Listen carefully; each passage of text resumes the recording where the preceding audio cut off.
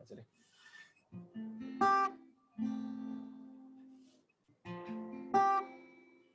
Yes. Roh Kudus, Kau hadir di sini. Roh Kudus, ku mengasihimu.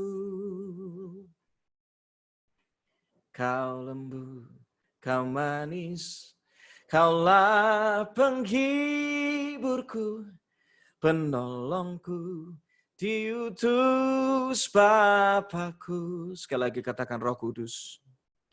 Roh Kudus, Kau hadir di sini. Roh Kudus, ku mengasihimu. Kau lembut, Kau manis, Kaulah penghiburku, penolongku, diutus Bapakku.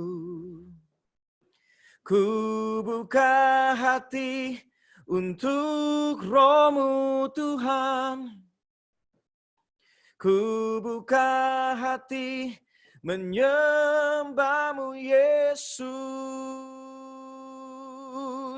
Jamahlah kami, penuhi kami dengan kuasa Allah Maha Tinggi.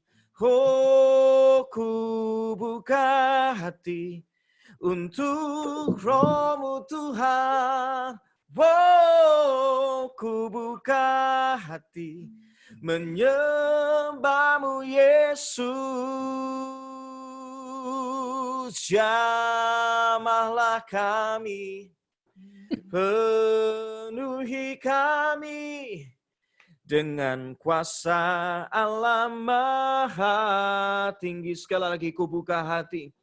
Ku buka hati untuk Roh-Mu Tuhan. Oh, ku buka hati menyembah-Mu Yesus. Jamahlah kami, penuhi kami dengan kuasa Allah Maha Tinggi. Katakan jamahlah kami. Jamahlah kami, penuhi kami dengan kuasa Allah Maha Tinggi. Jamahlah kami. Jamahlah kami, penuhi kami dengan kuasa Allah Maha Tinggi. Oh,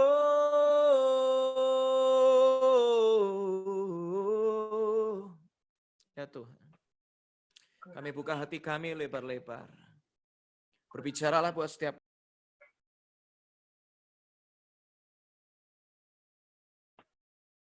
Oh my God. Yes.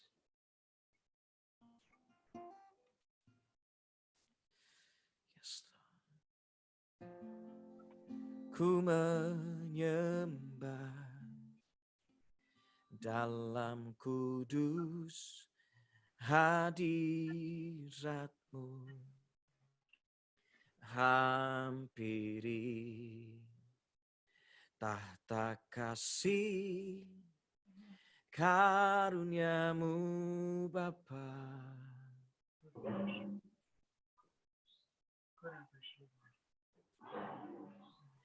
Kekuatanku hanya dalam hadirat-Mu, Yesusku. Hanya Kaulah segalanya.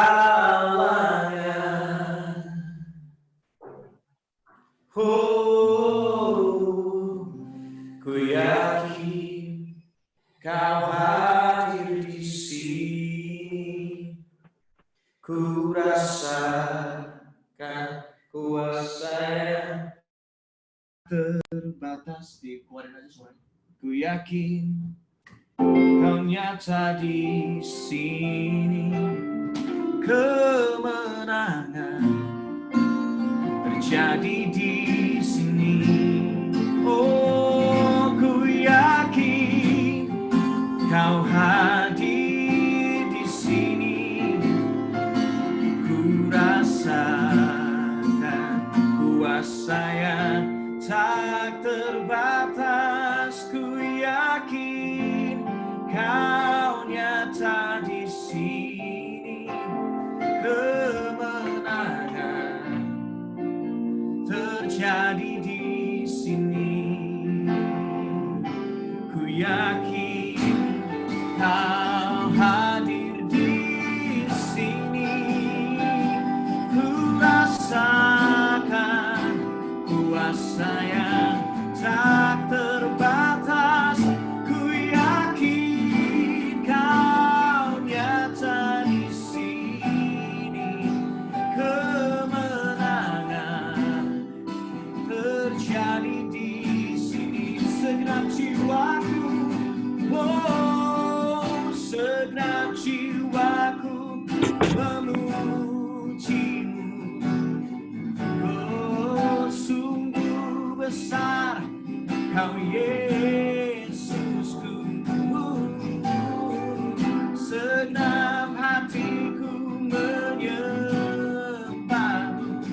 Kau besar, Kau besar. Segenap jiwaku, segenap jiwaku memuji-Mu. Sungguh besar Kau Yesusku. Segenap hatiku menyembah-Mu. Kau besar, Kau besar. Oh, Kau besar, Kau besar. Oh, ku yakin, ini bareng-bareng ya. Kau hadir di sini, ku rasakan kuasa yang tak terbatas. Ku yakin Kau nyata di sini, kemenangan terjadi di sini. Kesembuhan terjadi di sini, kelepasan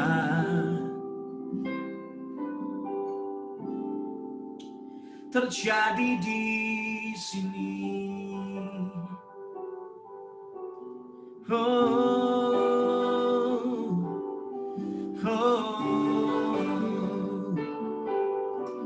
Terjadi di sini. Yes. Terjadi di sini.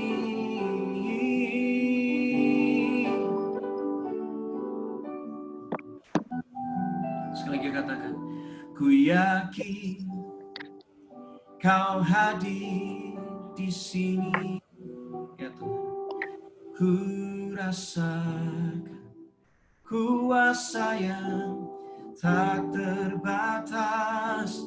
Ku yakin Kau nyata di sini, kemenangan terjadi di sini. Kesembuhan terjadi di sini. Kelepasan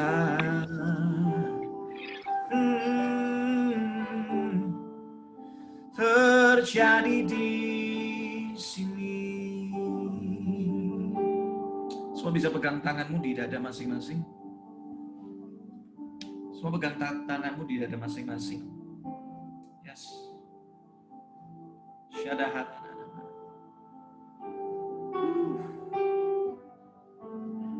Tuhan, Kau bergerak tanpa batas saat ini. Menguatkan setiap hati, menenangkan setiap jiwa. Membuka cara berpikir kami, menaikkan cara berpikir kami menjadi cara berpikirnya Tuhan. Yes. Mari Tuhan Kau berkarya. Mari Tuhan Kau berkarya. Hadirat-Mu tidak ada batas. Tidak dapat dibatasi oleh ruang dan waktu. Yes, Lord. Ya Tuhan. Mari Tuhan. Syadahanana.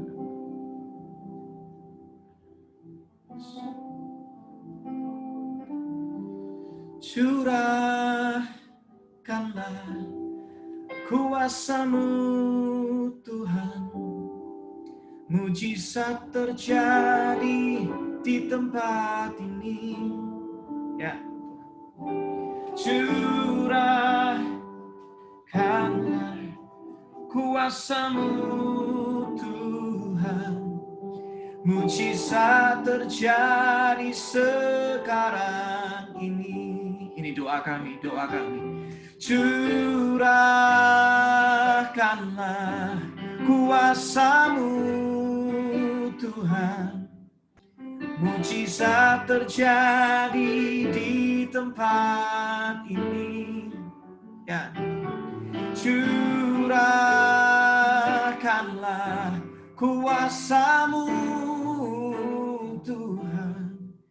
Mujizat terjadi sekarang ini. Sekali lagi curahkanlah sambil angkat tanganmu. Curahkanlah kuasa-Mu Tuhan. Mujizat terjadi di tempat ini. Kami percaya. Curahkanlah kuasa-Mu Tuhan. Mujizat terjadi sekarang ini. Mujizat terjadi sekarang ini.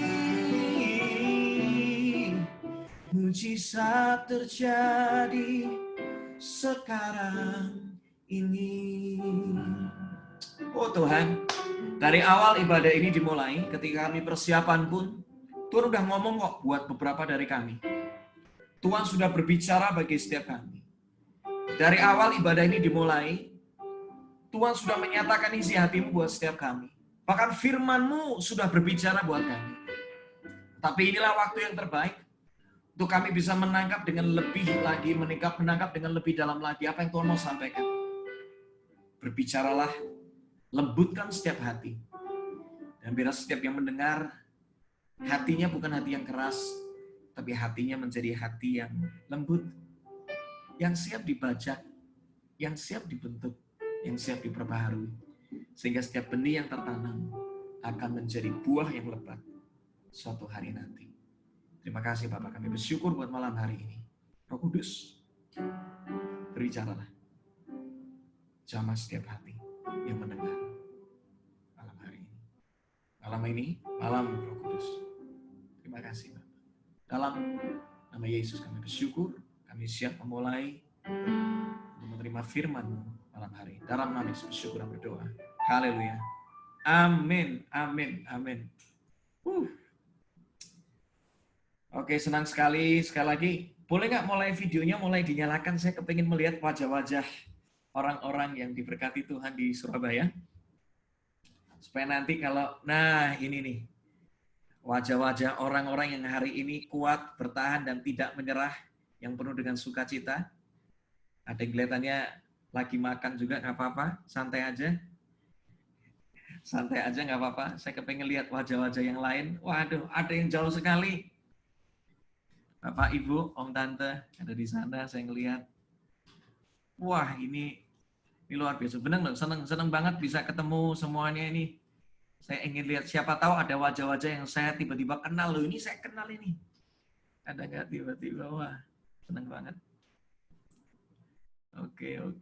Wow. Ada Bu Erni, ada siapa lagi nih? Ada Ibu Eli, ada Bu Nani. Oh, ini ada Cik Nani. Cik Nani kenal dong Cik Nani. Apa kabar Cik Nani? Lama nggak ketemu. Apa kabar Cik Nani? Senang banget bisa ketemu di sini ya. Makasih loh Bu Erni ini menemukan saya dengan orang-orang yang sudah lama mungkin saya nggak ketemu. Halo Cik Nani. Ada Pak Charles, ada banyak sekali. Ini yang join berapa orang di sini malam hari ini? Ada berapa di sini? Ada 45 orang total. Wow. Oke.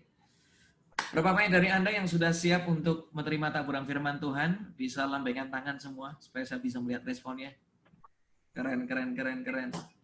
Beberapa kali Bu Erni sempat kontak saya.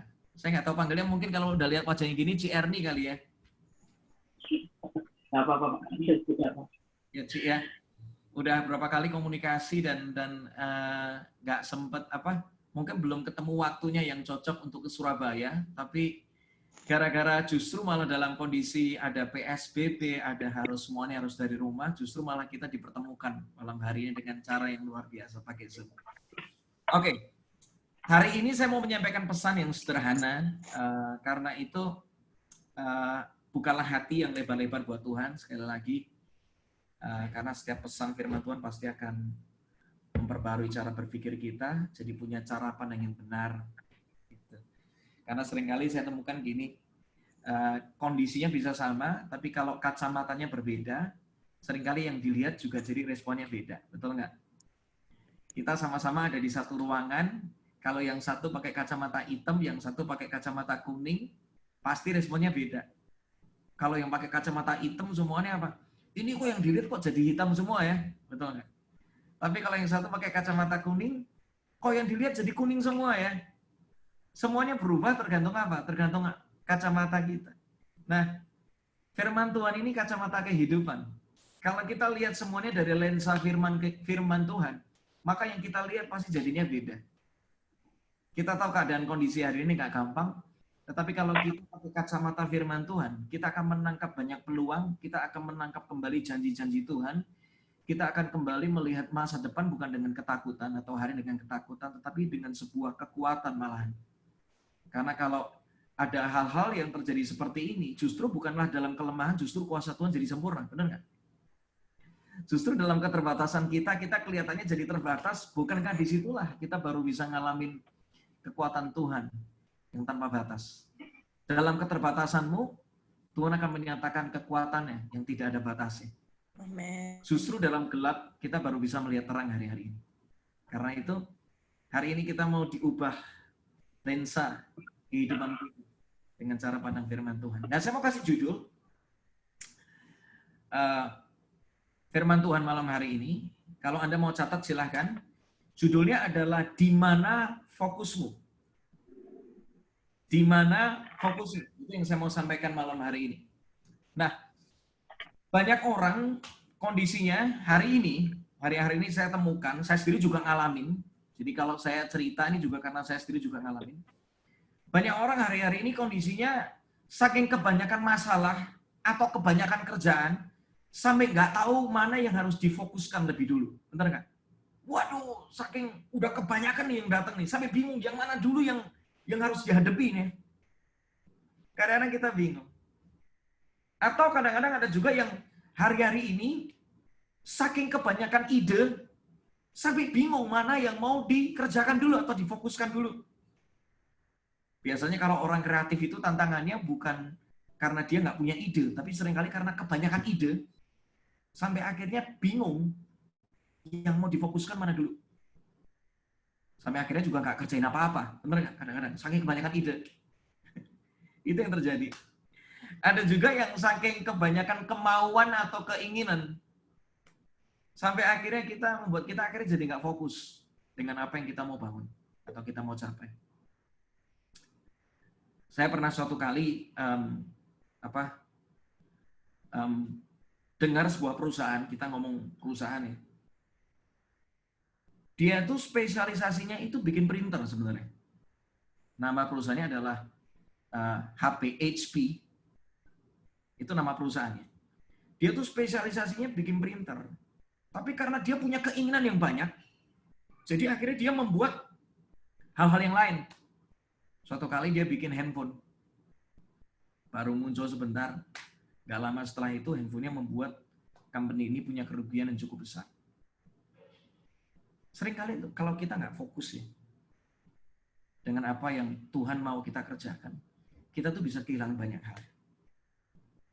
Nah, selalu ingat dalam kehidupan ini saya belajar bahwa apapun yang kita kerjakan atau apapun yang kita bangun hari ini, semuanya itu menuntut perhatian dan pertumbuhan.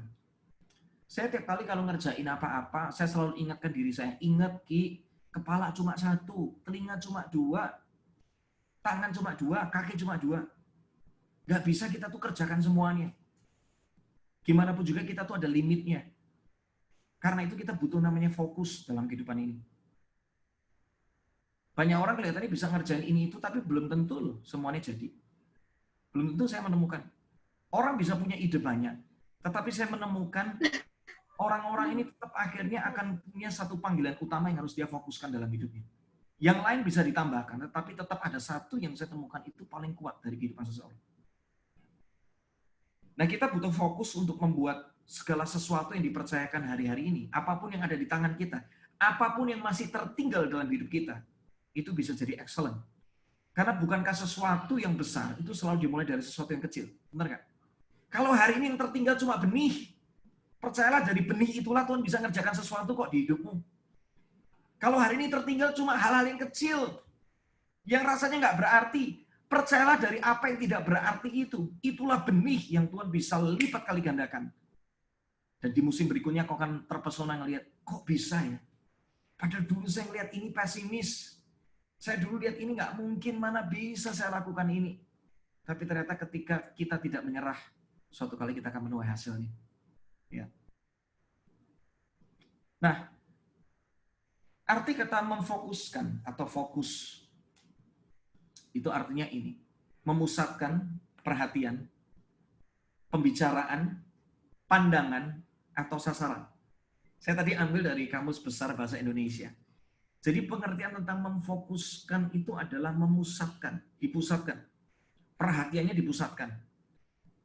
Apa yang sedang dibicarakan dipusatkan. Pandangan kita dipusatkan. Sasaran kita yang kita mau capai dipusatkan dulu. Karena hari-hari ini kalau kita nggak fokus, bisa jadi kita kehilangan banyak hal yang Tuhan mau kerjakan dalam kehidupan kita. Nah, saya akan mulai dengan ini. Apa sih yang terjadi kalau orang itu fokus? Catat ini yang pertama. Kalau seseorang fokus, akan membawa kekuatan dan kemustahilan dalam hidupnya. Catat ini. Kalau orang fokus, itu akan ada kekuatan dan kemustahilan bisa terjadi di hidupnya. Ilustrasi yang pertama, pernah nggak lihat namanya kaca pembesar? Saya ngerasa kalau lihat Anda semua pasti pernah lihat alat namanya kaca pembesar. Pernah kali? Kalau pernah lihat bisa lambaikan tangan kalau yang pernah lihat namanya kaca pembesar. Ah, keren. Oke. Kalau Anda pegang kaca pembesar, begitu Anda fokuskan terhadap sebuah kertas, nih. Anda fokuskan. Semakin kecil itu fokusnya. Kalau besar berarti kan belum fokus. Semakin kecil itu titiknya. Semakin tajam itu titiknya. Anda butuh tunggu sebentar aja. Ketika itu diarahkan dari, kalau ada matahari di sana, kita pakai kaca pembesar, diarahkan terus ke satu titik yang sama. Fokus saja di satu titik. Yang terjadi apa? Kertas itu bisa apa? Terbakar. Benar ya? Kertas itu bisa terbakar gara-gara ada fokus. Yang awalnya nggak masuk akal, awalnya cuma panas doang. Tapi begitu ditajamkan, begitu dipusatkan, begitu diarahkan satu titik yang sama secara tajam, tiba-tiba kertas itu terbakar. Ya. Orang kalau fokus dalam hidupnya, itu ada kekuatan dan kemustahilan dalam hidupnya. Yang awalnya nggak mungkin itu namanya kertas terbakar. Tapi gara-gara fokus, yang nggak mungkin bisa jadi mungkin. Saya tiba-tiba teringat, pernah nggak lihat tetesan air yang kecil, fokus saja. ke satu batu. Itu butuh waktu. Lama-lama batunya pecah loh. Itu menarik. Nah, satu hal lagi.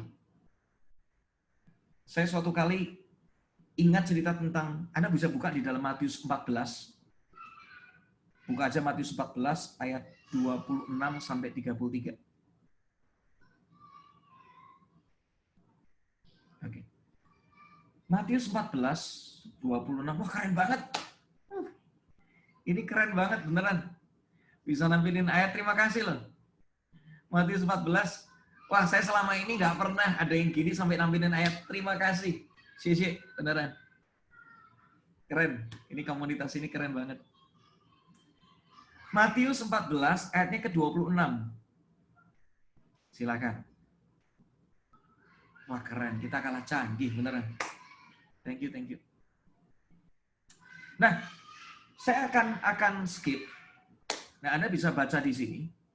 Ini cerita ketika Yesus itu berjalan di atas air dan murid-muridnya melihat. Kita langsung skip aja langsung ke ayat 26.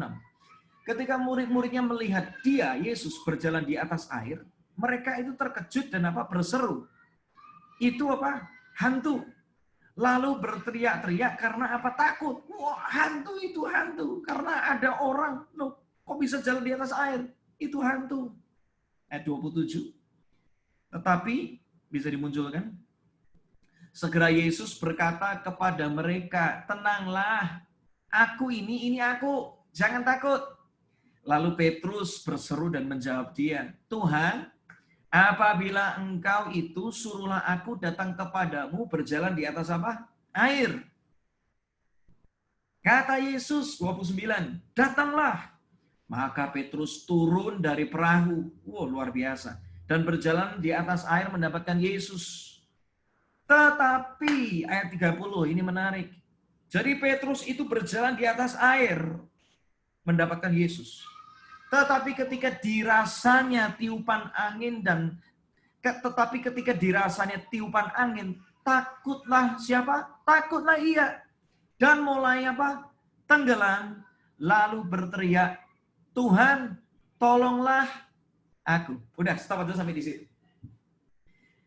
Awalnya Petrus dengan berani dia mengarahkan fokusnya kepada Yesus. Singkat cerita, dia berjalan di atas air. Tetapi ayat 30 saya akan baca dalam terjemahan bahasa Indonesia sehari-hari atau bahasa Indonesia masa kini. Dikatakan seperti ini. Tetapi waktu Petrus melihat, di situ dipakai kata melihat, betapa besarnya angin di danau itu, ia takut dan mulai tenggelam. Ya. Ada sebuah perbedaan yang besar. Ketika Petrus mengarahkan pandangannya atau memfokuskan pandangannya kepada Yesus, imannya bangkit, dia berjalan di atas air. Dia melakukan sesuatu yang mustahil bagi manusia. Tapi ketika dia mulai melihat betapa besarnya angin. Ketika dia memfokuskan dirinya kepada tantangan, kepada masalah, kepada angin, kepada badai. Lihat yang terjadi apa? Dia mulai takut dan mulai tenggelam. Lihat, ada sebuah perbedaan yang besar ketika kita menggunakan fokus kita. Ketika fokusmu kepada yang benar, disitulah kekuatan dan kemustahilan mulai terjadi. Tetapi ketika fokusmu kepada masalah terus, tiap hari diomongin masalah terus, bukan malah berlari kepada Yesus, itu yang membuat akhirnya kita jadi ketakutan, kekhawatiran. Takut itu wajar, saya mau katakan. Manusia ini terbatas kok. Tapi kalau tiap hari jadi dikuasai ketakutan, atau tinggal dalam ketakutan, dari takut, stres, depresi, akhirnya pengen bunuh diri. Itu karena terlalu lama tinggal dalam ketakutan. Saya mau katakan hari ini, fokuskan dirimu kepada Yesus. Karena gini, saya menemukan ada satu kata-kata yang bagus banget. Stephen Furtick, ini seorang hamba Tuhan yang saya belajar banyak, dia ngomong kayak gini. Iman dan ketakutan adalah sama-sama produk dari fokus kita. Keren banget. Ketika kita fokus, hasilnya bisa dua, tergantung fokusnya kepada apa atau kepada siapa. Ketika fokusmu kepada masalah, Yang muncul itu ketakutan. Yang muncul itu kekhawatiran. Dan Anda mulai tenggelam. Tapi ketika fokusmu kepada firman Tuhan, kepada janji Tuhan, kepada hadirat Tuhan, iman mulai bangkit. Pengharapan mulai bangkit. Mulai ada hikmat, mulai ada solusi yang Tuhan bisa nyatakan di sana. Karena itu catat yang pertama, fokus. Kalau kita fokus, itu bisa membawa kekuatan dan kemustahilan. Yang kedua,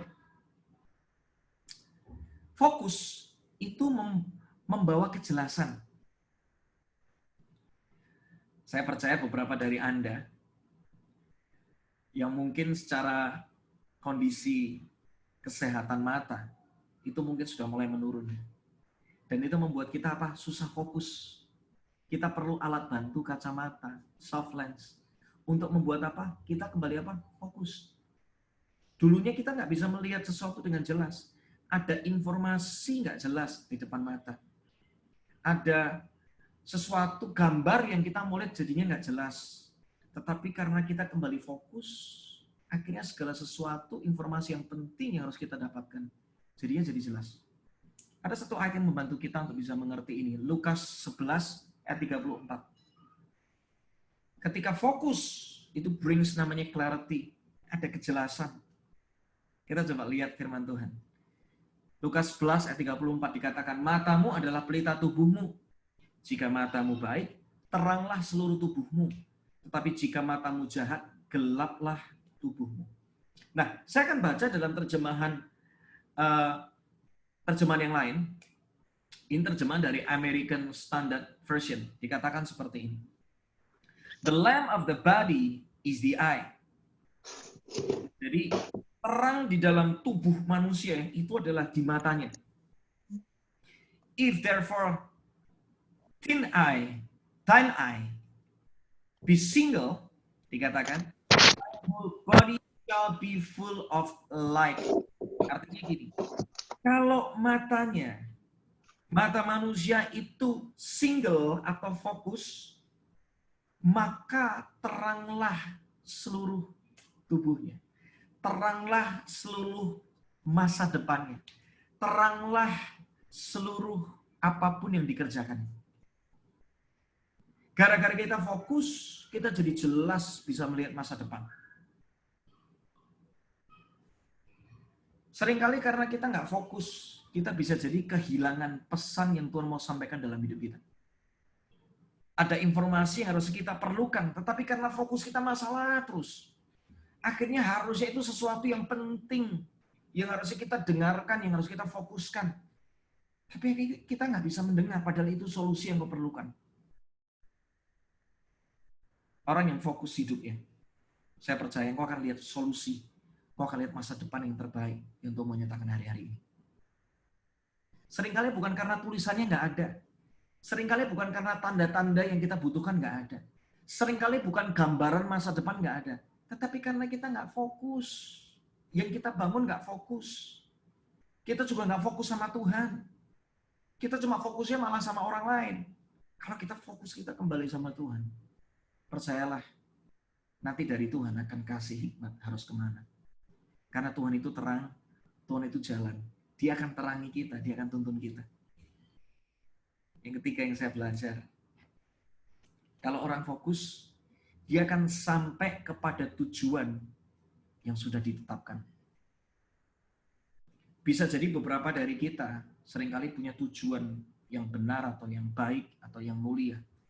Tapi karena kita nggak fokus membangun itu, seringkali yang kita tetapkan atau yang kita rencanakan, itu akhirnya nggak terjadi. Ya. Ini juga terjadi sama murid-muridnya Yesus. Kita coba lihat di Markus 9 ayat 33 sampai 35. Ini pelajaran yang menarik. Markus 9 33 sampai 35. Dikatakan seperti ini. Kemudian ya bisa dimunculkan Markus 9 33 sampai 35. Oke. Markus 9 33 sampai 35. Mantap. Kemudian tibalah Yesus dan murid-muridnya di Kapernaum. Ketika Yesus sudah di rumah, Ia bertanya kepada murid-muridnya. Yesus sudah nyampe Roma, tanya sama murid-muridnya, apa yang kamu perbincangkan tadi di tengah jalan? Dia tanya sama murid-muridnya. 34. Tetapi mereka diam sebab di tengah jalan mereka mempertengkarkan siapa yang terbesar di antara mereka. Lalu Yesus duduk dan memanggil ke-12 murid itu, katanya kepada mereka, jika seseorang ingin menjadi yang terdahulu, hendaklah ia menjadi yang terakhir dari semuanya dan pelayan dari semuanya. Stop aja sampai di situ. Tahu nggak murid Yesus? Kita lihat deh, Petrus. Awalnya punya hati yang berapi-api. Tuhan pakai aku, Tuhan. Jadi apa? Jadi penjala manusia. Sampai suatu kali Petrus ngomong kayak gini, segala sesuatu kutinggalkan cuma untuk aku ngikut engkau. Aku mau jadi muridmu, aku mau belajar dari kamu, Yesus. Awalnya berapi-api. Tapi suatu kali mereka nggak fokus dengan panggilan itu. Markus 9 mencatat, mereka mulai fokus untuk rebut kedudukan. Lihat, siapa yang paling terbesar ya di antara kita? Ketika fokusnya sudah beralih, disitulah masalah bisa terjadi. Banyak dari kita seringkali awalnya berapi-api. Wah, aku mau melayani Tuhan, aku mau membangun ini dan itu dan segala macam. Tetapi dalam perjalanannya, seringkali gula-gulanya lebih menarik. Yang lain lebih menarik. Bisa jadi kita kehilangan fokus. Ketika kita kehilangan fokus, kita kehilangan kejelasan tentang masa depan. Kita kehilangan tentang rencana Tuhan dalam hidup kita. Murid-murid Yesus ngalamin. Fokus mereka mulai beralih. Dari awalnya mau support Yesus, tapi mereka beralih fokus. Lihat, ketika mereka mulai beralih fokus, Yesus kembalikan fokus mereka. Aku pengen kalian jadi pelayan. Karena itu tujuan kenapa kamu hari ini ikut aku. Kita akan layani banyak orang. Karena mereka awalnya dipanggil, mereka menjadi penjala jiwa, pembawa pengharapan bagi banyak orang, memberitakan kabar baik, support gurunya. Tapi ketika mereka salah fokus, bisa jadi apa yang mereka mau bangun semula nggak terjadi. Tapi ketika mereka kembali fokus satu persatu, Tuhan pakai, Tuhan ubahkan mereka. Ya. Ketika kita kembali fokus, apa yang kita mau bangun dalam kehidupan ini, kita ketika kembali fokus sama Tuhan juga. Ketika kita kembali fokus dengan apa kekuatan yang ada di tangan kita hari-hari ini. Percayalah, di musim kering pun Alkitab sudah mengatakan, Tuhan tetap bisa memelihara kita. Percaya janji firman Tuhan, melebihi semua keadaan. Justru di momen seperti ini, iman kita tuh harusnya dipertaruhkan dan kita mau bangkit bersama-sama dengan Tuhan. Justru di tengah ketidakmungkinan, kita akan melihat kemustahilan Tuhan kan baru bisa terjadi. Ketika pengharapanmu penuh sama Tuhan.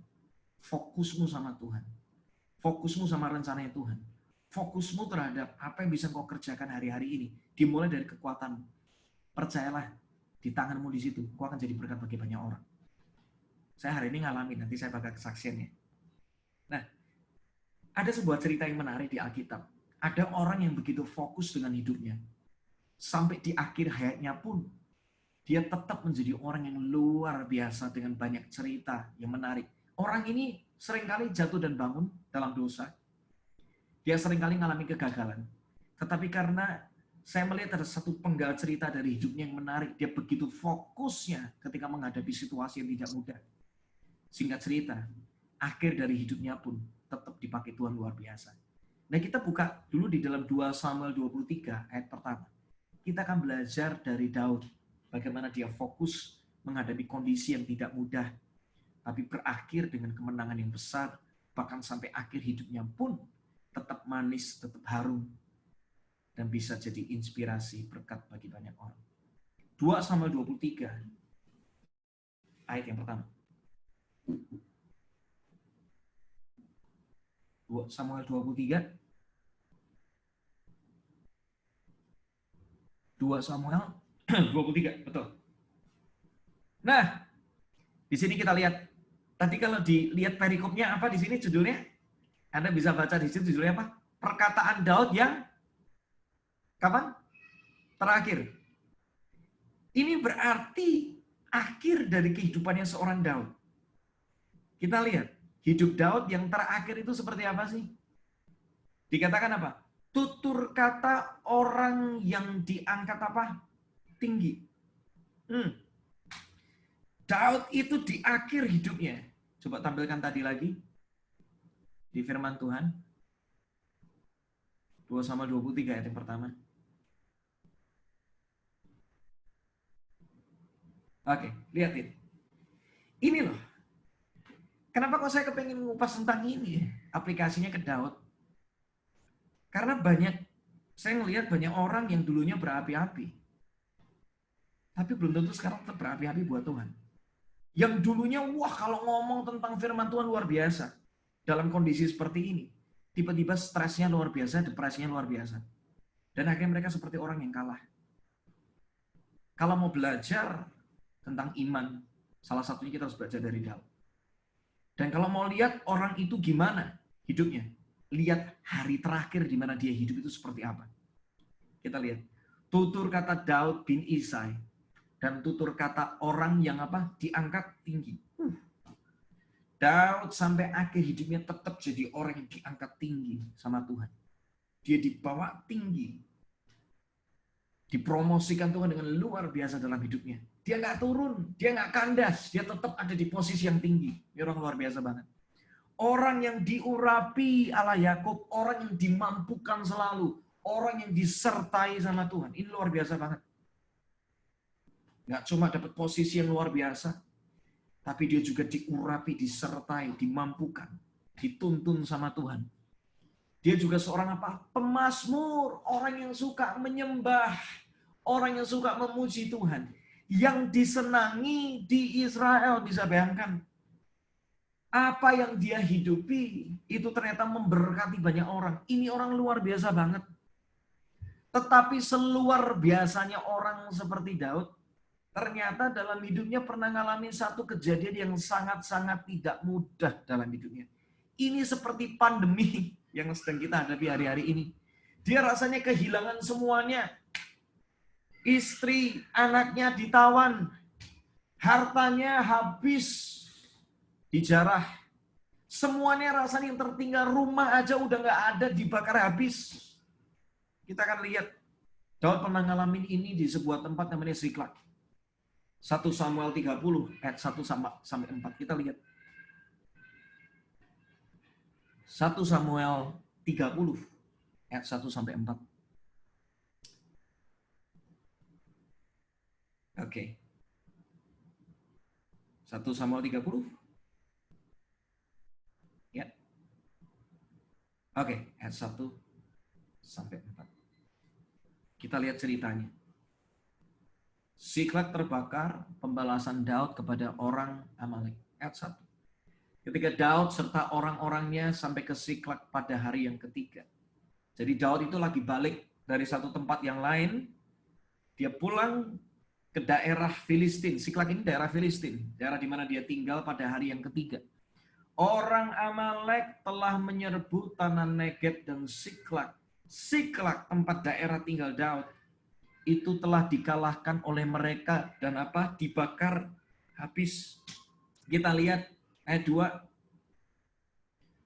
Siklag telah dikalahkan dan dibakar habis, perempuan-perempuan dan semua orang yang ada di sana, tua dan muda, telah ditawan mereka dengan tidak membunuh seorang pun. Semuanya ditawan, nggak ada yang ditinggalkan satupun. Mereka menggiring sekaliannya, kemudian meneruskan perjalanannya. Ayat 3. Ketika Daud dan orang-orangnya sampai ke kota itu, tampaklah kota itu terbakar habis dan istri mereka serta anak mereka yang laki-laki dan perempuan itu telah ditawan. Lihat, ini kondisi yang gak mudah. Dia lihat kotanya terbakar habis, istri, anak mereka ditawan, semuanya. Ayat 4, di sini akan lihat betapa sedihnya, betapa tidak mudahnya kejadian itu. Lalu menangislah Daud dan rakyat yang bersama-sama dengan dia itu dengan apa? Nyaring. Hari itu kayak terjadi choir, tapi choirnya nangis semuanya. Bisa bayangkan? Sampai mereka tidak kuat lagi menangis. Bayangkan betapa sedihnya, betapa tidak mudahnya orang kalau ngalami kejadian nangis aja sampai udah nggak kuat. Itu udah benar-benar udah kayak, aduh, saya nggak bisa bayangkan kejadian di sana. Ayat 5. Juga kedua istri Daud ditawan, yakni Ahinoam, perempuan Israel, dan Abigail bekas istri Nabal, orang Karmel itu. Ayat 6. Dan Daud sangat terjepit. Lihat. Karena rakyat hendak melempari dia dengan apa? Dengan batu. Bayangkan, Daud itu ngalamin kondisi yang sama. Kok orang-orang ini nggak mau ngerti ya? Dia juga sama-sama ngalami kondisi di mana istrinya, anak-anaknya ditawan semua, semuanya habis. Orang-orang itu malah hendak melempari dia dengan batu. Itu udah kejepit, udah mau mati, dibunuh orang-orang. Bayangin. Yang bunuh itu adalah orang-orang yang bersama dengan dia, bukan orang lain. Nggak mudah ya. Seluruh rakyat itu telah pedih hati, masing-masing karena anak-anaknya laki-laki dan perempuan. Tetapi Daud menguatkan kepercayaannya kepada Tuhan Allahnya. Ini yang menarik. Saya ngelihat ya, kejadian ini ada dua jenis kategori orang. Masalahnya sama.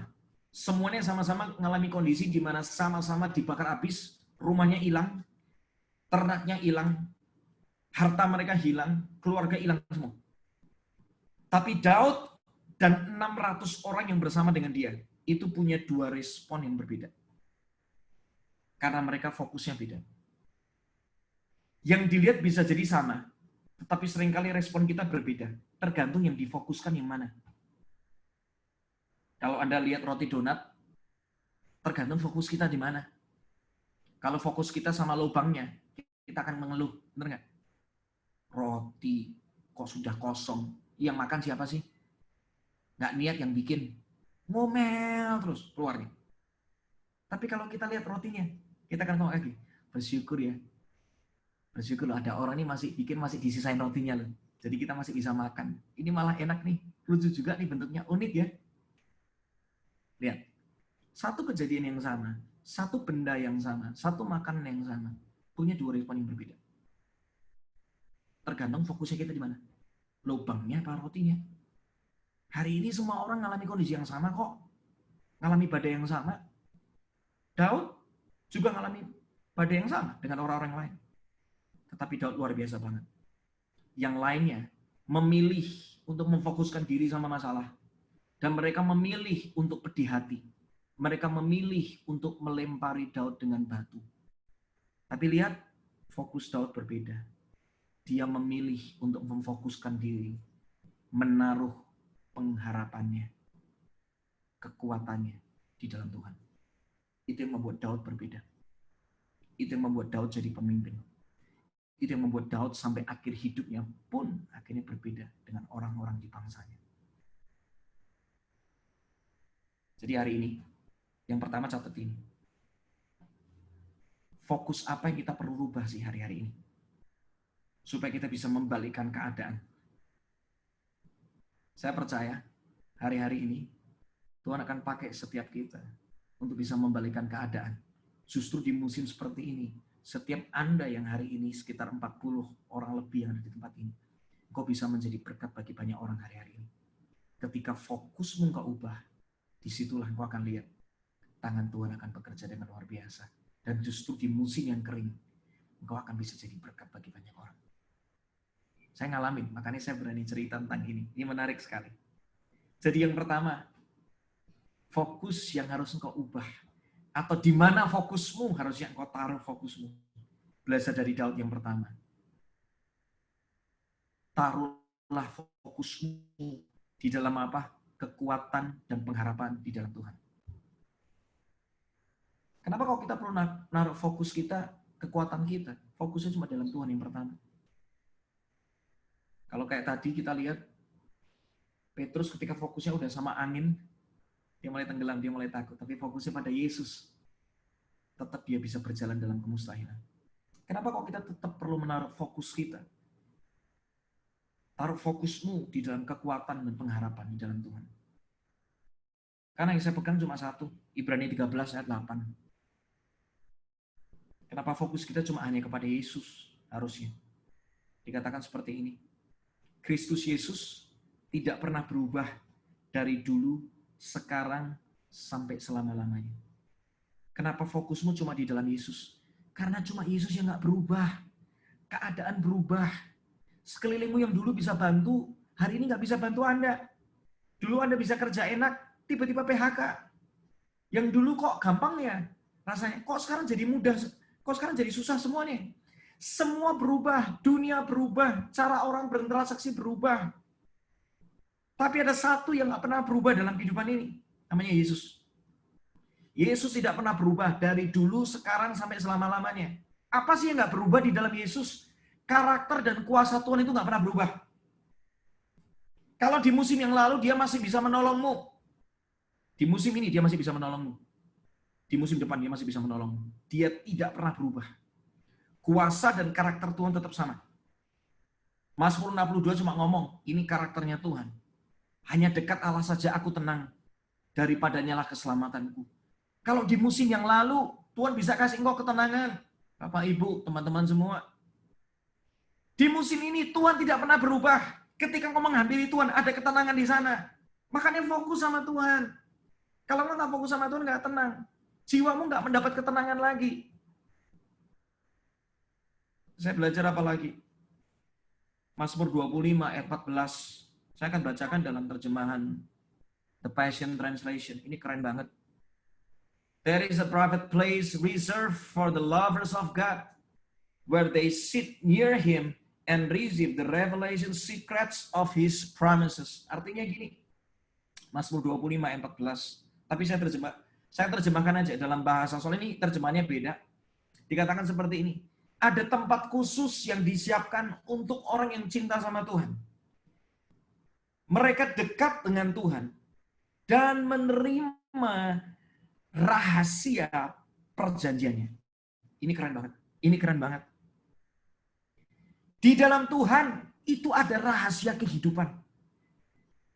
Gini loh, beda ya. Ada orang yang cuma pegang ATM, tapi ada orang yang punya ATM dan punya passwordnya. Beda kan?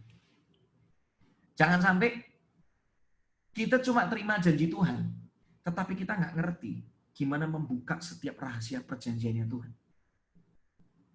Karena Tuhan menyatakan janjinya bagi banyak orang loh. Semua orang menerima janjinya. Tetapi cuma sedikit orang bisa unlock. Padahal janjinya untuk kita semua. Tapi firman Tuhan tetap ngomong hal yang sama.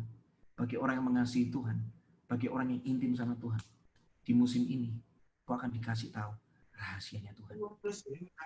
Itu yang membuat kau bisa kuat, untuk membuat bisa bertahan. Saya mau tanya sama Anda deh, ngomongnya gini.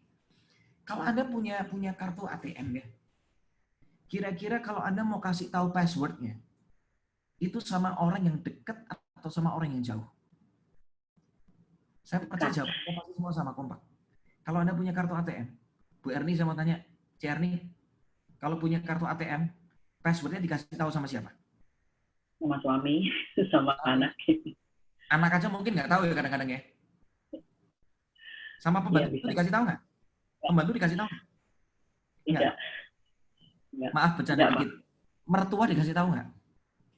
Enggak sih, nggak bisa pakai soalnya. Bercanda.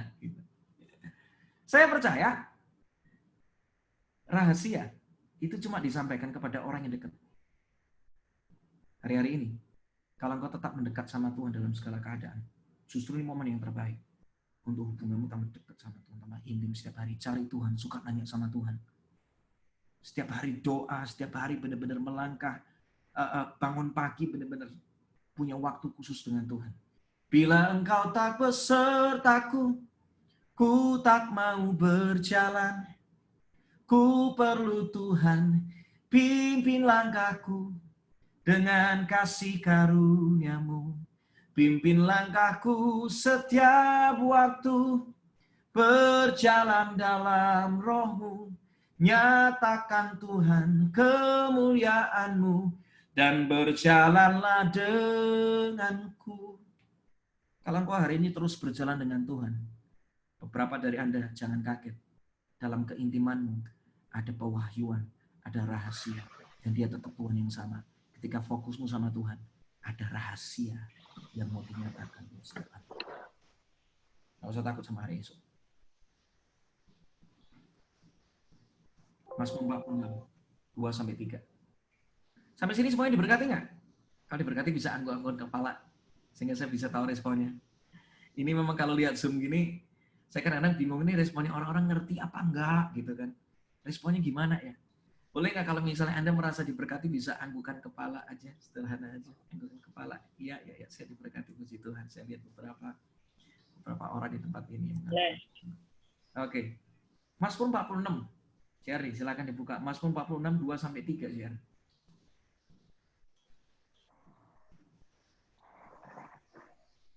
Di sini dikatakan, Allah itu bagi kita tempat perlindungan dan kekuatan, sebagai penolong dalam kesesakan sangat terbukti. Lihat ayat ini.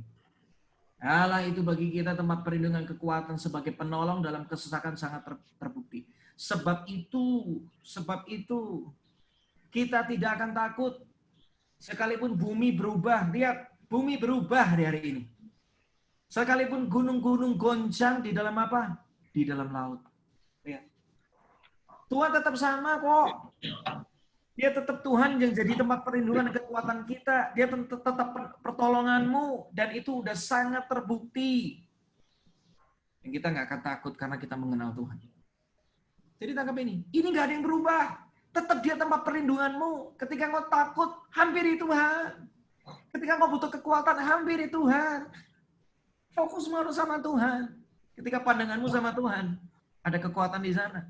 Ada perlindungan di sana. Ada ketenangan kembali di sana. Nggak ada yang berubah. Saya akan tutup dengan satu ini. Di bagian yang ini ya. Nah, masih ada beberapa poin yang lain yang dan dengan cepat saya akan menyampaikan. Mazmur 145 ayat 9. Tulis semua firman Tuhan ini. Supaya Anda nanti selesai dari firman ini disampaikan. Anda masih bisa mengingatnya. Anda masih bisa membacanya. Mazmur 145 ayat 9. Tuhan itu baik kepada siapa? Semua orang. Setiap Anda. Yang percaya katakan amin. Kalau engkau percaya Tuhan itu baik kepada setiap Anda, katakan amin. Karena ini firman Tuhan. Dan penuh rahmat terhadap segala yang dijadikannya. Dia penuh dengan anugerah. Sesuatu yang gak layak kita terima, tapi dia bisa nyatakan buat setiap kita. Tuhan itu baik, artinya apa sih? Dia rindu semua yang terbaik terjadi di hidupmu. Dan dia tetap Tuhan yang sama, dia tetap rindu. Apapun yang kita alami hari-hari ini, ujungnya Tuhan mau buat jadi baik. Hari ini kita bisa jadi gak ngerti, kok ngalamin gini ya? Tapi namanya Tuhan yang baik, itu dia bisa membuat ujungnya tetap jadi baik. Dia bisa membuat apa yang tidak baik menjadi baik. Dia akan kejar kita dan tidak pernah menyerah. Supaya semua yang dijadikannya, yang sudah dirancangkannya, semua jadinya baik. Mazmur 139 menuliskan, kemanakah aku dapat pergi Tuhan menjauhi rohmu? Aku sudah berlari mendaki sampai ke langit. Sudah ada di tempat-tempat yang orang lain gak ada. Aku sudah sampai, Alkitab ngomong bahwa aku sudah diam sendirian di ujung bumi. Aku terbang dengan sayap fajar, pagi-pagi aku langsung mau ninggalin semuanya rasanya. Tapi firman Tuhan ngomong di sana. Tapi tetap engkau ada di sana. Artinya apa sih? Tuhan itu tetap ada. Karena dia tidak mau rencananya gagal dalam kehidupan kita. Dia itu kasih. Dia tetap tidak bisa berhenti mengasihi kita apapun keadaan. Dia tidak mau kasihnya itu terbuang dengan percuma. Dia mau supaya apa yang dia udah investasi ke dalam kehidupan kita, darahnya, penebusannya, kasihnya, kebaikannya, itu melahirkan kebaikan pada ujungnya. Percaya satu ini. Yusuf awal itu nggak ngerti kenapa dia dijual ke tanah Mesir. Dia nggak ngerti kenapa dia difitnah. Dia nggak ngerti kenapa dia dipenjara. Dia nggak ngerti kenapa dia dilupakan sama juru minuman raja. Dia nggak ngerti. Tapi ujungnya ternyata Tuhan mau mempercayakan sesuatu yang besar dalam hidupnya. Bisa jadi kalau kita ngalamin kondisi hari-hari ini. fokusmu sama Tuhan. Jadi kita tuh lagi dipersiapkan. Lagi dipersiapkan apa sih? Dengar ini baik-baik. Salah satunya, semua kita lagi dipakai sebagai penuai di akhir zaman. Maka janji firman Tuhan. Dalam kondisi yang sulit seperti ini, justru malah jiwa-jiwa itu akan dituai dengan begitu mudah. Platform terbuka di mana-mana. Saya udah ngelihatnya hari-hari ini. Ini Injil diberitakan dengan begitu bebas. Ruang sudah tidak bisa merintangi. Nggak bisa. Semua orang bisa lihat ibadah namanya live streaming, bisa lihat semuanya. Kita nggak pernah tahu siapa yang bakal nonton live streaming itu. Kita nggak pernah tahu siapa yang bakal nonton Instagram live kita. Nggak ada yang bisa tahu. Bisa jadi itu adalah orang-orang yang dulunya nggak kenal Tuhan sama sekali. Dan dia membutuhkan kekuatan dan pengharapan. Gara-gara nonton itu tiba-tiba dijamah Tuhan. Penuaian terjadi hari-hari ini. Kalau kita fokusnya sama Tuhan, maka kita akan ngalami kuasa dan karakternya Tuhan. Jadi pakai momentum ini benar-benar. Yuk bangun lagi, yuk misbah keluarga, yuk. Yuk bangun lagi hubungan pribadimu sama Tuhan yang mungkin di musim yang lalu seringkali kita saat teduh bolong-bolong, seringkali kita cari Tuhan, seminggu nggak cari Tuhan, diingetin lagi hari Minggu. Waktu ini pakailah supaya keintiman sama Tuhan jadi fokus utama kita. Saya suatu kali ingat nih cerita yang menarik juga, ilustrasi yang sederhana. Orang tuh kalau salah prioritas, seringkali makanya hidupnya nggak berkualitas. Ini saya belajar. Kok bisa tahu dari mana, Frankie? Istri saya tuh kan bikin kue. Nah, suatu kali saya tanya sama dia, Yang, kamu kalau bikin kue itu urutannya dibolak-balik. Itu kuenya jadi apa nggak sih, Yang? Misalnya terigu harusnya kamu masukin urutan pertama, kamu balik aja jadi urutan ketiga. Telur kamu masukin urutan kedua, balik aja jadi urutan pertama. Bolak-balik, pokoknya di bolak-balik nggak karuan deh pokoknya. Dan akhirnya dia ngomong, ya nggak bisa jadi, Yang. Itu ada urutannya. Salah urutan, itu kuenya akhirnya kalau di oven jadinya bantat. Tiba-tiba ketika istri saya ngomong kayak gitu, saya tiba-tiba dikasih hikmat sama Tuhan. Iya benar juga ya. Kalau orang itu salah urutan dalam hidupnya, salah fokus dalam hidupnya, maka bisa jadi hidupnya jadi bantat, nggak mengembang, nggak bisa dipercayakan hal yang baru sama Tuhan. Padahal Tuhan mau tambah hari itu tambah naik. Hari-hari ini, ayo kita kembali fokus, kita jadikan Tuhan prioritas. Kalau Tuhan kembali jadi prioritas, maka hidupmu kembali jadi berkualitas. Amin. Yang kedua, kita lihat cerita lagi dari Daud. Kita buka 1 Samuel 30:7-9. Setelah ini sedikit lagi dan kita akan selesai. 1 Samuel 30 ayat 7-9.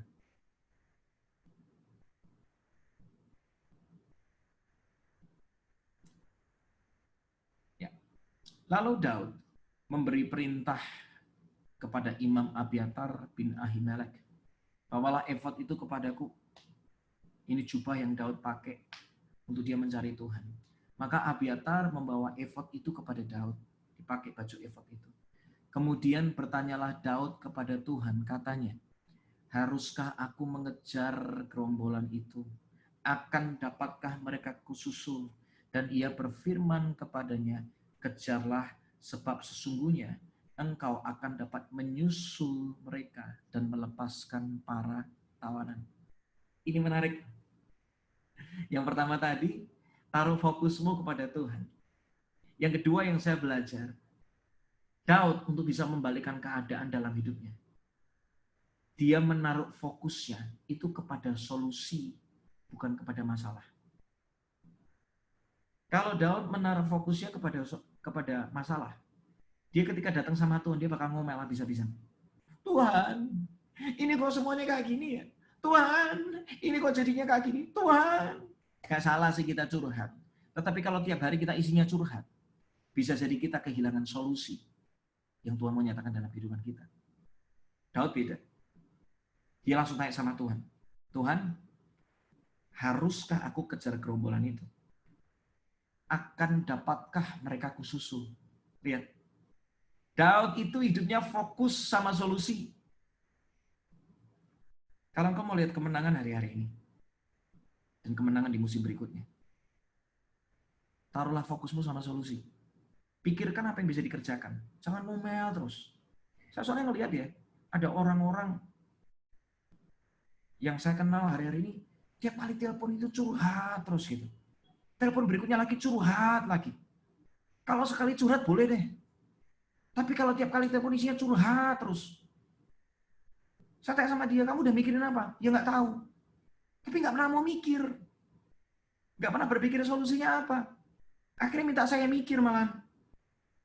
Kira kamu bantu dong. Pikirin solusinya apa. Nah, harusnya setiap kita mulai mengalihkan fokus kita. Daripada merenungkan masalah berlarut-larut, kenapa nggak pakai waktu ini untuk mulai pikirkan, aku bisa lakuin apa ya? Ada yang aku bisa nggak? Yang aku taruh di tanganku hari ini, ada yang aku bisa bikin jadi lebih baik nggak? Mungkin kemasanku perlu diganti ya. Mungkin caraku jualan yang dulu aku nggak pernah jualan online, mungkin ini waktu aku jualan online ya. Itu kan fokus sama solusi. Yang menarik saya dengar ada satu restoran namanya Estalar 77. Yang dulunya dia semenjak PSBB, orang kan nggak bisa visit restoran. Mereka buka di mall-mall, mallnya tutup semua. Pegawai mereka ada di mana-mana. Tiba-tiba mereka banting setir, jualannya frozen food. Kemasannya diubah. Itu namanya jadi solusi. Lucunya lagi, begitu es telernya nggak laku, mereka tuh jualan alpukatnya. Keren ya? Mereka nggak bisa jualan esnya, mereka jualan bahan-bahan mentahnya. Jualan alpukat, jualan buah ini dan itu. Ini menarik loh. Orang yang fokus kepada solusi, makanya akan mendapatkan solusi juga. Akan ada jalan di depan. Akan ada harapan di depan. Citylink, kita lihat pesawat. Awalnya ngangkut penumpang kebanyakan. Begitu ngalamin pandemi ini, mereka berpikir solusi. Mereka akhirnya mengubah dari pesawat komersil yang ngangkut manusia, jadinya ngangkut apa? Kargo. Itu solusi. Bisa jadi yang ada di tanganmu itu tinggal kau ubah dikit, udah bisa memberkati hidupmu dan banyak orang yang lain. Mungkin hargamu di-adjust dikit, yang dulu mungkin mahal banget, justru ini waktunya promosi. Coba dipikirin packagingnya diperbarui, supaya menarik. Dan saya mau katakan bahwa gini, saya tadi mendapatkan ini, bahwa seringkali pertolongan atau solusi itu nggak jauh dari kita. Mujizat itu selalu terjadi dari tempat yang dekat. Percaya ini. Pernah dengar nggak cerita tentang 5 roti dan 2 ikan? 5 roti dan 2 ikan itu sudah ada di sekelilingnya Yesus. Nggak jauh-jauh kok. Dan itu bisa dipakai untuk dilipat kali gandakan dan memberkati 5.000 orang. Pernah dengar cerita tentang janda yang dia nggak bisa bayar utang karena suaminya meninggal, suaminya seorang nabi, tapi akhirnya meninggal dan akhirnya dia kena banyak utang. Dan akhirnya si Elisa kalau nggak salah dia ngomong gini, kamu punya apa di rumahmu? Dan dia selalu ngomong kayak gini, aku nggak punya apa-apa. Tapi begitu dicari, aku tuh masih punya sedikit minyak, masih ada tempayan. Ya udah, sekarang kamu coba pergi ke tetanggamu, pergi ke koneksi terdekatmu. Dia nggak disuruh cari tempat yang jauh, Elisa nggak ngomong kayak gini, kamu pergi ke gunung-gunung di sana, yang tempat-tempat kamu susah. Enggak, dia ngomong, pergi ke tetangga-tetanggamu, orang-orang terdekatmu. Minta bejana dari mereka. Karena bejana itu bisa dipakai. Untuk supaya apa? Minyak nanti yang kau tuangkan, itu akan penuh di sana, satu persatu. Tuh, mujizat terjadi. Saya mau kesaksian dikit nih. Saya awalnya ketika ngalamin pandemi ini, tiba-tiba kan semua pelayanan di-cancel tuh. Langsung nol. Nggak ada pelayanan ke sana sini. Itu yang pertama. Yang kedua, yang terjadi berikutnya adalah sekolah yang sedang saya bangun. Semuanya itu mengandalkan offline system semua. Mengandalkan event, pertemuan one-on-one dan segala macam. Tiba-tiba nggak bisa bikin apa-apa. Gedungnya baru, tiba-tiba langsung nggak bisa dipakai. Itu rasanya udah hancur seketika. Aduh Tuhan, kok jadi gini ya? Saya awalnya down, jujur aja. Saya juga manusia. Sampai akhirnya tuh bingung mau ngapain. Terus tiba-tiba istri saya ngomong kayak gini sama saya. Yang, jangan-jangan kamu lagi dikasih sama Tuhan tuh waktunya untuk ini nih. Sela dulu deh. Tapi tiba-tiba, nggak tahu kenapa iman saya bangkit, saya ngomong sama istri saya gini, yang pertahanan terbaik, kalau musim saya waktu itu saya ngomong kayak gini, pertahanan terbaik itu menyerang. Saya harus bertindak, saya harus lakukan sesuatu. Saya nggak mau jadi orang yang habis itu depresi, malah akhirnya nggak tahu mau ngapain, malah jadi akhirnya nggak produktif. Dan akhirnya saya ngomong sama istri saya, kasih kesempatan deh. Dalam beberapa hari ke depan, aku bakal kontak orang-orang yang aku kenal di handphoneku. Aku akan lihat di kontak numberku tuh ada siapa. Karena aku percaya pertolongan akan datang dari orang-orang dekat. Bejana itu dipunyai dari orang-orang dekat. 5 roti 2 ikan tuh nggak jauh-jauh dari kita. Akhirnya saya mulai telepon. Ada hamba Tuhan yang saya kontak, ada teman pebisnis yang saya kontak. Pokoknya berbagai macam orang saya kontak, saya telepon mereka. Untuk apa? Minta pendapat sama mereka. Saya mulai browsing sesuatu yang dulu mungkin saya sempat tinggalkan. Saya memikirkan tentang online. Gimana sih membuat sebuah online education? Langsung saya pikir-pikirin dalam 2 hari. Ketemu satu ide baru. Konsep yang baru. Saya akhirnya kontak tim saya. Aku punya ide. Gimana kalau kita lakukan gini-gini, kita bikin namanya online education festival untuk tentang worship.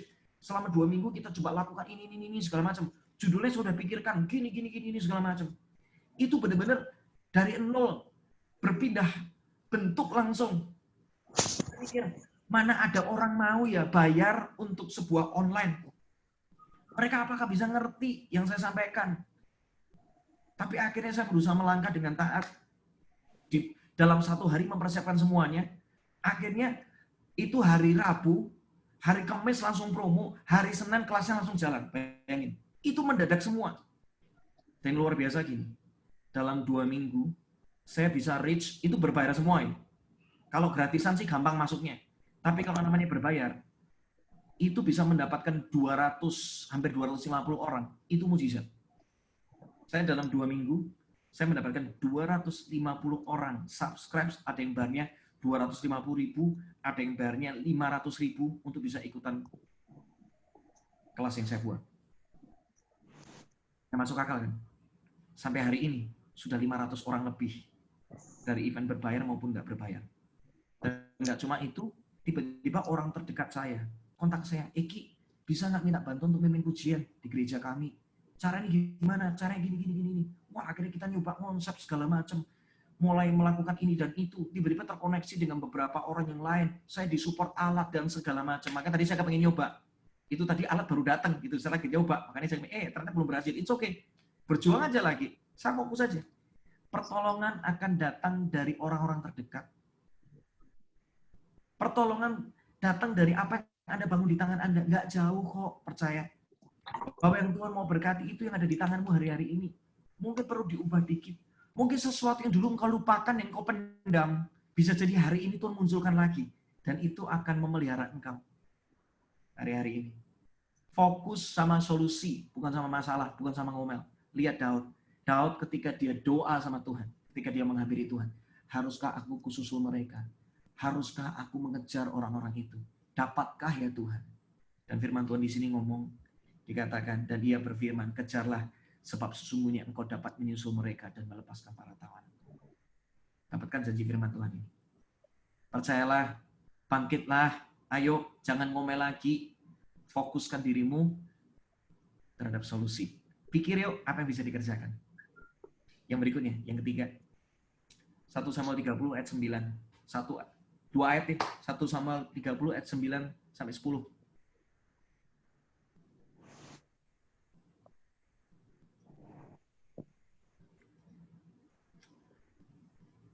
Lalu pergilah Daud beserta berapa orang? 600 orang. Lihat, pertamanya mulai 600 orang bersama-sama dengan dia.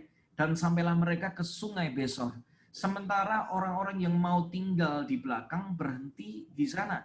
Maka Daud melanjutkan pengejaran itu beserta berapa? 400 orang. Awalnya 600, 200 berhenti. Tinggal 400. 200 orang yang terlalu lelah untuk menyeberangi sungai Besor itu berhenti di sana. Bayangkan, dari 600 jadi 400 cuma tinggal 200. Bisa bayangkan. Nah, ayat 11 sampai 14 itu cerita tentang bagaimana Daud mendapatkan bantuan dari seorang Mesir di mana dia ini budaknya orang Amalek dan akhirnya ditunjukkan jalan. Dan kita loncat ke ayat 15. Setelah ditunjukkan jalan, Daud udah ngerti nih strateginya apa, harus lewat mana dan segala macam, apa yang bisa dilakukan dan segala macam. Kita loncat ayat 17 saja supaya singkat. Dan pada keesokan harinya, Daud menghancurkan mereka dari pagi-pagi buta sampai matahari terbenam. Tidak ada seorang pun dari orang Amalek itu yang lolos, kecuali 400 orang muda yang melarikan diri dengan menunggang unta. Daud melepaskan semua apa yang dirampas oleh orang Amalek itu, juga kedua istrinya dapat dilepaskan Daud. Semuanya balik. Tidak ada yang hilang daripada mereka. Dari hal yang kecil sampai hal yang paling besar. Semuanya ada. Sampai anak-anak laki dan anak-anak perempuan. Dan dari jarahan sampai segala sesuatu yang telah dirampas. Semuanya itu dibawa kembali. Daud mengambil segala kambing domba dan lembu. Semuanya itu digiring mereka di hadapannya. Serta berkata, inilah jarahan Daud. Lihat, kemenangan terjadi begitu besar. Tetapi itu nggak terjadi dengan seketika. Anda lihat, Daud itu ditinggalkan sama 400 orang. Tinggal 200 orang yang bersama dengan Daud. Secara manusia, kalau kita ditinggalkan orang, rasanya gimana? Lagi berjuang, tiba-tiba, kok partnerku ninggalin aku ya? Lagi berjuang, kok orang terdekatku kok ninggalin aku ya? Loh, si itu kok ternyata nggak mau berjuang bersama-sama ya? Ini terjadi sama Daud. 600 yang berjuang, tinggal sisa 200 kok yang akhirnya berangkat bersama-sama dengan Daud. Dan singkat cerita, Daud mengalami kemenangan yang besar. Kalau engkau pengen mengalami kemenangan hari-hari ini, fokuslah kepada apa yang ada, bukan kepada perasaan dan kepada keadaan. Daud punya pilihan untuk dia ngomel atau dia curhat. Kalian kok tega sih ninggalin aku sih? Kalian ini kan orang-orang luar biasa. Aku cuma 200, mana bisa menang ngadepin orang Amalek. Kalian sih udah nggak friendly sama aku nih. Kalian dulu ya aku tolong ya. Kalian sekarang kok gituin sama aku sih? Enggak, Daud sama sekali. Tiap kali ditinggalkan, santai, it's okay. Aku akan tetap pergi perang. Ditinggalkan 200 lagi, it's okay. Aku tetap akan pergi perang. Semangatnya tidak pernah pudar. Karena dia percaya Tuhan memberikan kemenangan buat dia. Tuhan menyertai dia. Dia memfokuskan dirinya bukan kepada perasaan maupun kepada keadaan. Dia memfokuskan dirinya kepada apa yang ada, kepada janji Tuhan. 200, it's okay. Aku masih punya 200. Kalau 200 disertai sama Tuhan, aku percaya itu bisa mengalahkan siapapun. Asalkan Tuhan kami, asalkan Tuhan punya kami, maka siapa yang bisa menjadi lawan kami. Satu yang terakhir. 1 Samuel 30. Wah, Daud ini menarik banget beneran. Hidupnya luar biasa banget. Saya ngelihat dari penutup dari kisah ini aja dari 1 Samuel 30. Saya akhirnya ngerti kenapa Daud ini sampai dicintai sama Tuhan, sampai diangkat menjadi raja. Saya tahu alasan Tuhan apa. Ini orang luar biasa banget. Lihat. 1 Samuel 30, 21 sampai 24. 21. Kita langsung loncat. Ketika Daud sampai kepada 200 orang yang telah terlalu lelah untuk mengikuti Daud. Jadi Daud akhirnya menghampiri orang-orang, datang lagi sama orang yang terlalu lelah, yang telah dibiarkan tinggal di dekat sungai Besor.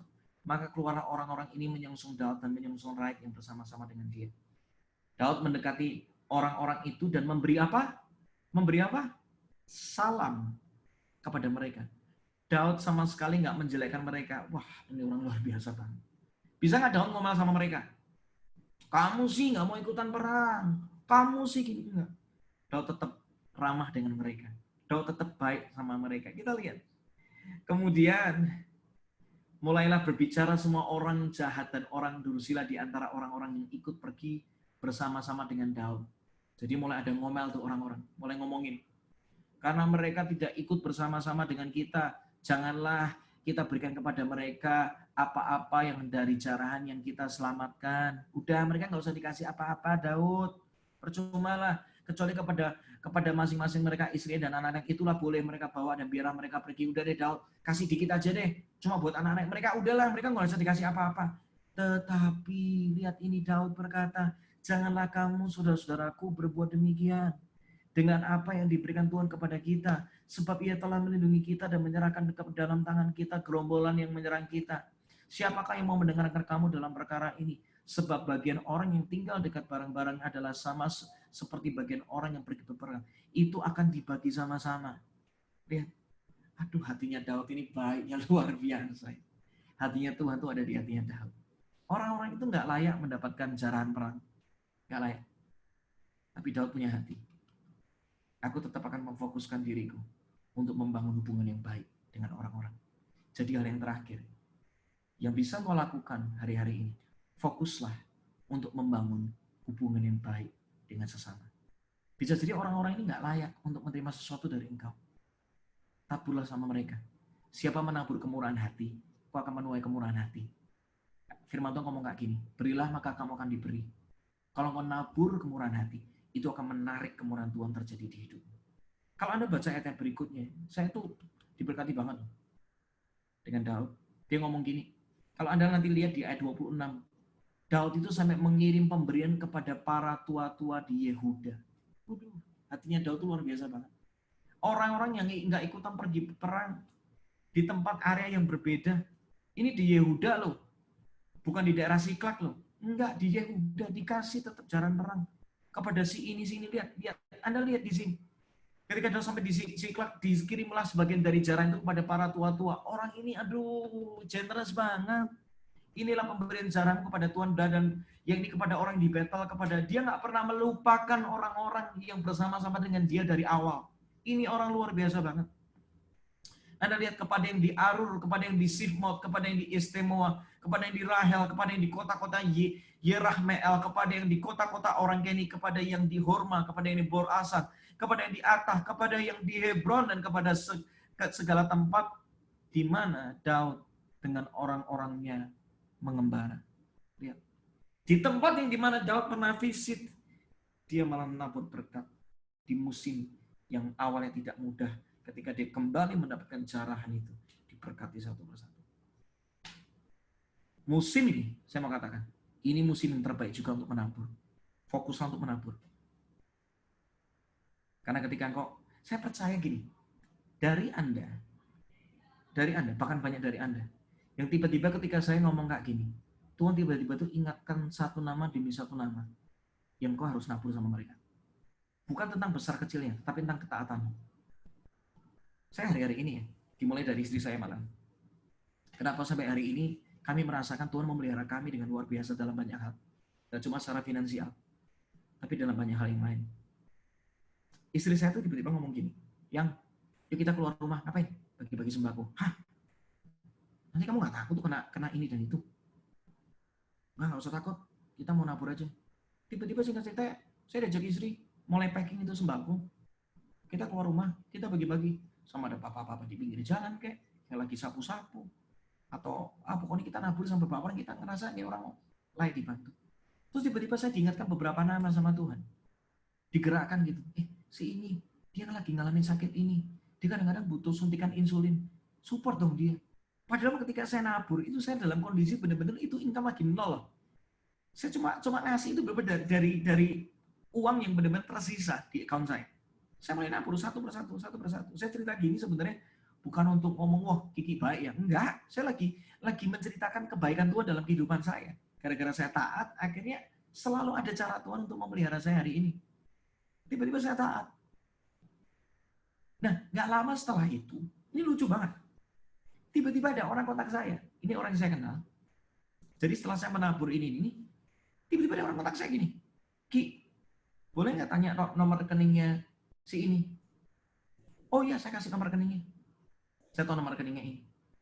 Dan saya nggak pernah ngarep apa-apa, beneran. Tiba-tiba besoknya pagi-pagi besok saya kaget.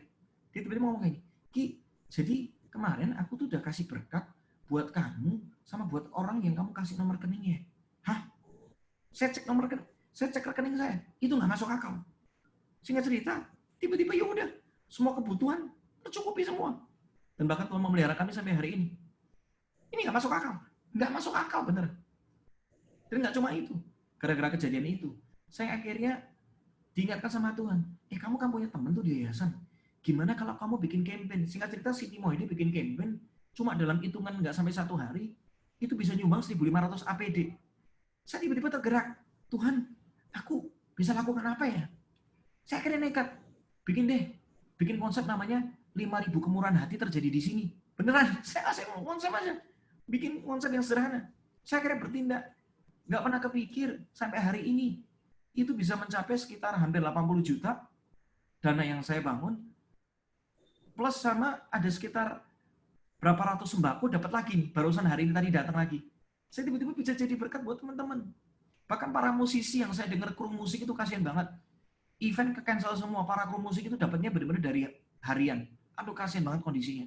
Mereka punya anak istri yang kadang-kadang cerita, kami tuh akhirnya untuk bertahan hidup kadang-kadang makan 1 Indomie buat 1 keluarga sehari. Bayangin, 1 Indomie buat sehari loh. Itu kuah dibanyak-banyakin. Mie-nya didikit-dikitin. Nasi sebanyak mungkin. Cuma untuk bertahan hidup. Gimana kita bisa dengar kayak gitu dan kita cuek kebablasan sih? Punyailah hatinya Tuhan, hatinya Daud.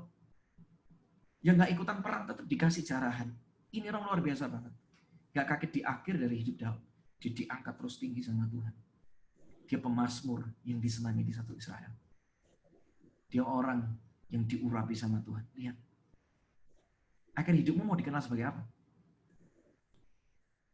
Mau dikenal sebagai orang yang kalah, menyerah? Atau justru dalam musim seperti ini, kita memfokuskan diri kita untuk bantu orang. Kita memfokuskan diri kita untuk mengarahkan pandangan kita bukan lagi pada masalah, tapi sama Tuhan. Kita memfokuskan diri kita kepada solusi. Solusi itu ada di dekatmu, nggak jauh-jauh kok saya ngalamin. Orang-orang yang saya telepon, saya kontak. Akhirnya mereka menolong saya hari-hari ini. Fokuslah pada apa yang ada. Kalau ada orang-orang meninggalkan engkau, it's okay. Siapa yang masih bersama dengan engkau, syukuri. Ketika engkau fokuskan dirimu sama itu, sama apa yang ada. Nanti apa yang tidak ada, bisa Tuhan sediakan sama Anda. Jangan takut. Fokus membangun hubungan yang baik, taburlah kepada orang-orang yang membutuhkan, nama-nama yang Tuhan ingatkan. Lakukanlah. Satu persatu Anda lakukan. Ketaatan demi ketaatan Anda lakukan. Jangan kaget di akhir hidupmu. Kau bisa jadi seperti Daud. Orang yang dianggap urapi sama Tuhan. Ya, cara untuk fokus paling gampang adalah dengan eliminasi. Kalau ada hal-hal yang kau rasa lakukan itu nggak produktif, udah ayo eliminasi. Ngomel-ngomel dieliminasi. Fokus kepada apa yang Tuhan taruh hari-hari di hidupmu. Mungkin ada hari ini kayak Tuhan lagi bicara nih sama Anda. Oh iya, yang mendingan aku nggak perlu jual yang itu dulu ya. Jual sama yang ini aja, fokus. Karena ketika kita fokus, di situ kita bisa jadi clear, ada clarity di sana, akan ada kekuatan di sana, ada kejelasan kepada masa depanmu, dan akan membawa kita kepada tujuan yang Tuhan sudah tetapkan dari semula. Rancangannya baik, rancangan mendatangkan damai sejahtera buat setiap kita.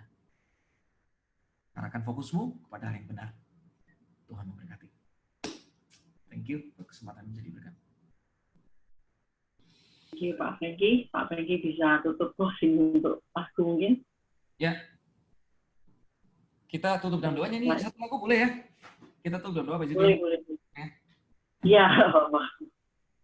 Bisa jadi berkat.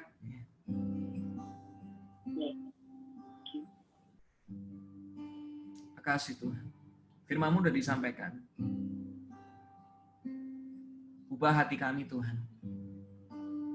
Biar kami mengalihkan fokus kami kepada Tuhan. Biar kami menaruh fokus kami kepada solusi. Biar kami menaruh fokus kami bukan kepada apa yang tidak ada, tapi kepada apa yang ada. Biar kami memfokuskan diri kami kepada hubungan yang baik. Kalau kami perlu menabur sesuatu hari-hari, Tuhan ingatkan nama demi nama. Berbicaralah Tuhan hari-hari ini kepada setiap kami. Terima kasih Tuhan. Bila Engkau tak besertaku,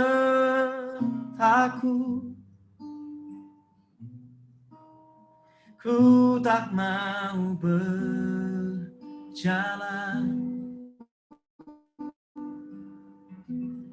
Ku perlu Tuhan, pimpin langkahku dengan kasih karunia-Mu.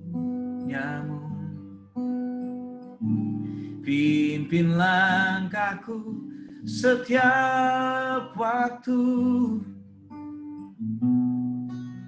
berjalan dalam roh-Mu,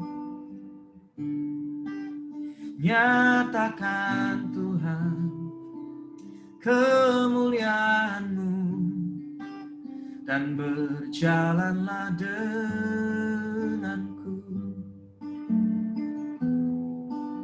Nyatakan Tuhan kemuliaan-Mu, dan berjalanlah denganku.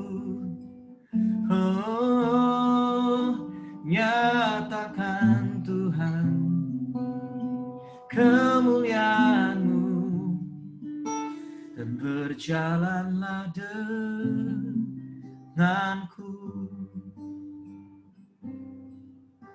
Makasih Tuhan. Kami bersyukur malam hari ini bisa ada. Kalau Tuhan izinkan kami ikut Zoom ini bersama-sama.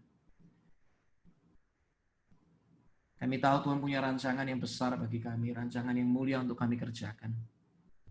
Bapak, hari-hari ini kami fokus kepada apa yang benar. Fokus kami kepada Tuhan. Kepada kekuatan pengharapan dari Tuhan. Fokus kami kepada solusi. Apa yang bisa kami kerjakan? Haruskah kami menambahkan sesuatu terhadap apa yang kami kerjakan? Haruskah kami memodifikasi? Harus kami merubah cara kami bertransaksi mungkin? Haruskah kami merubah cara kami menyampaikan sesuatu? Tuhan, kami memfokuskan diri kami kepada apa yang nggak ada. Ampuni kami, seringkali kami selalu ngomong dengan apa yang tidak ada. Tapi ketika kami fokus kepada 5 roti dan 2 ikan di tangan kami, dari apa yang ada, Tuhan sanggup menyatakan apa yang tidak ada. Kami serahkan juga biarlah hari ini kami fokus juga membangun hubungan yang baik dengan sekeliling kami. Ada beberapa kami diingatkan, bukankah ini waktu yang baik untuk kami fokus kepada keluarga kami. Mungkin di waktu yang lalu kami terlalu fokus kepada pekerjaan kami, pelayanan kami, kesibukan kami. Waktu ini justru kami malah bisa fokus dengan membangun hubungan yang baik juga kepada keluarga kami. Tuhan, ada beberapa dari Anda yang mungkin ini fokus yang baik, untuk mau mulai rest sebentar deh. It's okay untuk rest. Karena mungkin di waktu yang lalu kau sudah kebanyakan melakukan ini dan itu sampai akhirnya lupa untuk istirahat. Mungkin sampai sakit, akhirnya yang lain jadi berantakan. Mungkin ini waktu yang kau rest sebentar. Tapi mulai nangkep isi hati Tuhan apa untuk momen berikutnya. Di musim ketika engkau istirahat kembali. Disitulah musim di mana Tuhan akan menyatakan rancangan Tuhan yang berikutnya. Tuhan, aku serahkan Tuhan. Setiap orang-orang yang mendengar malam hari ini.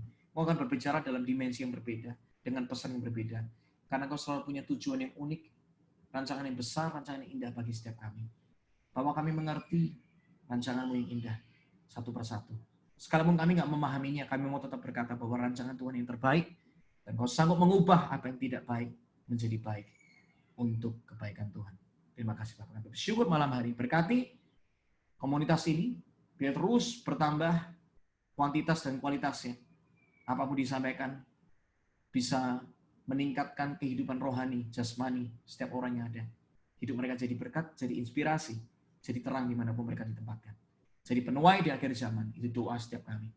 Tidak cuma kami membangun diri kami dan berbuah dengan lebat, tetapi kehidupan kami dirasakan manis oleh sekeliling kami.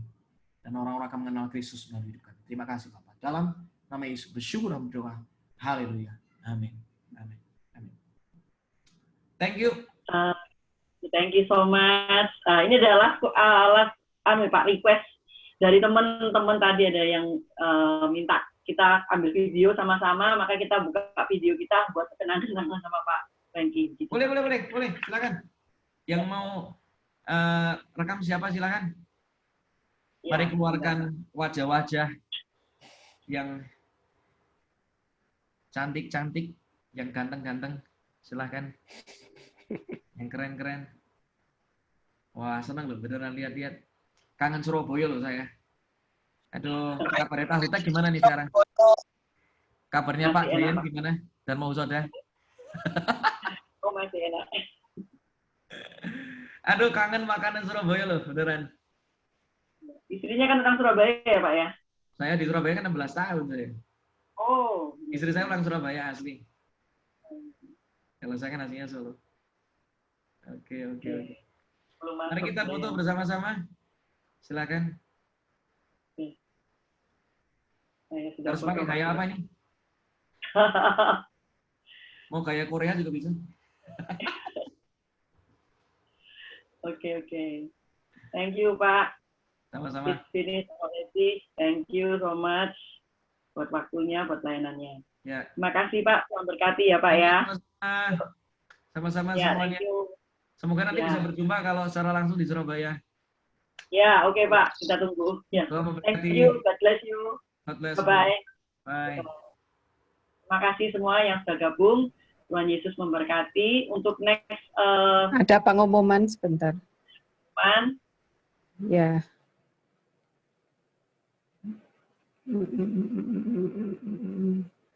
Hari Rabu depan kita akan dilayani oleh Ibu Debbie Basir dari Jakarta.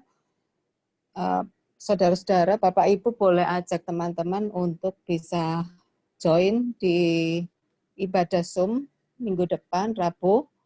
Untuk yang sudah ada di grup, nanti info ini akan di-share di grup.